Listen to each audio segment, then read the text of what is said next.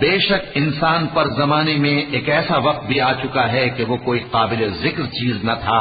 ہم نے انسان کو ملے جلے نطفے سے پیدا کیا تاکہ اسے آزمائیں، تو ہم نے اس کو سنتا دیکھتا بنایا. یقیناً ہم ہی نے اسے رستہ بھی دکھا دیا. اب خواہ شکر گزار ہو خواہ ناشکرا. بے شک ہم نے کافروں کے لیے زنجیریں اور طوق اور دہتی آگ تیار کر رکھی ہے. جو نیکوکار ہیں وہ ایسی شراب پیئیں گے جس میں کافور کی آمیزش ہوگی. یہ ایک چشمہ ہے جس میں سے اللہ کے بندے پیئیں گے اور اس میں سے چھوٹی چھوٹی نہریں نکال لیں گے.